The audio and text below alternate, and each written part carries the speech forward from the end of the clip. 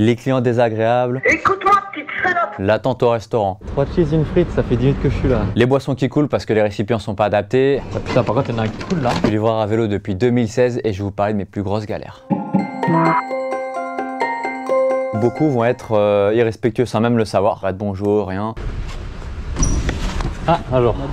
Ouais, c'est ça. Un bonjour, c'est pas possible ou alors, le respect, ça existe pas quoi. Oui, allô, c'est à la fenêtre. Ah, la cliente qui m'a le plus marqué, c'était une cliente qui habitait dans un tout nouveau lotissement. Donc je l'ai appelée en avance pour vérifier l'adresse, ça lui a pas plu. Et comme elle a insisté, je lui ai dit madame, moi je redépose votre commande au restaurant. Et en fait, elle m'a laissé un message vocal. Écoute-moi, petite salope, quand on n'est pas capable de lire un GPS, on ferme sa gueule. Ça a coulé complètement dans le sac là, regardez. Ouais, c'est la catastrophe là. Ok, bon, bah merci. Quand on prend les grandes chaînes de distribution, ils ont un packaging qui est clairement pas adapté. Ah, putain, par contre, il y en a un qui coule là. Voilà. La semaine dernière, c'était complètement renversé. Je me suis retrouvé par terre en fait à essayer de nettoyer l'ascenseur. Donc ça nous fait perdre du temps. Le client n'est pas content. Le restaurant vient se prendre une mauvaise note. Et en plus, il faut nettoyer le sac.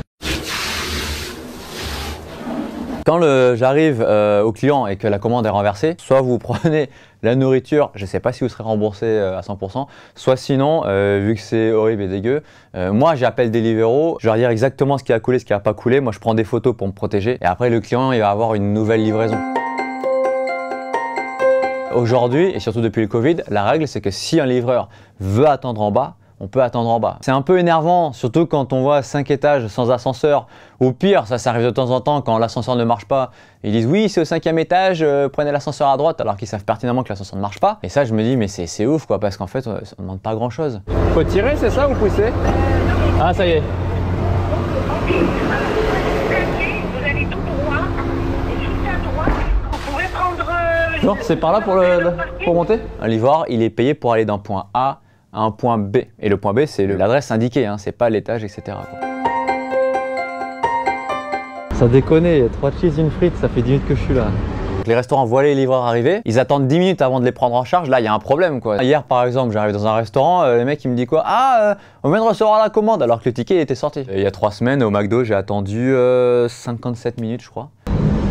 Ça arrive? Ouais, Une minute, parce qu'il a commandé 3 fois la pomme de terre et tout ça. Les restaurants vont toujours faire passer leurs clients physiques avant les clients de ces plateformes-là. Il y a des clients qui sont excédés, bah, ils se pointent eux-mêmes à récupérer leur propre commande quoi. Bonjour, à 3114. Ah, tu peux la valider, on l'a déjà donné à la cliente, elle est venue la récupérer elle-même. Ah bon? Ah d'accord. Ouais. On est géolocalisé, on peut pas valider la commande, on est obligé de se pointer à l'adresse du client, même s'il est venu, pour valider la commande quoi. Donc au final aujourd'hui, on n'est pas forcément beaucoup plus gagnant, si ce n'est qu'on n'a pas monté dans les étages. Souvent les week-ends et les jours fériés, les clients passent commande dans ces restaurants. Moi je me pointe et le restaurant est fermé. Putain mais c'est pas possible quoi. Il est fermé. De notre qualité de service. Ouais. Il n'y a personne dedans. Avant, on était remboursé pour le déplacement au restaurant fermé, mais depuis peu, les plateformes ont trouvé des astuces. Ils nous disent de faire remplir un formulaire sur le site, etc. Moi, j'ai rempli 5 formulaires, je me souviens, en une semaine. À chaque fois, j'ai eu la même réponse. Oh, on ne retrouve pas votre commande. Et en fait, tout ça, ça participe à quoi? Ça participe au fait que de plus en plus de clients qui avaient l'habitude de commander, eh bien, en ont marre, ne commandent plus. Donc, ça fait moins de chiffre d'affaires pour la plateforme, moins de chiffre d'affaires pour nous, ça fait moins de travail, quoi. Donc, on est tous perdants au final.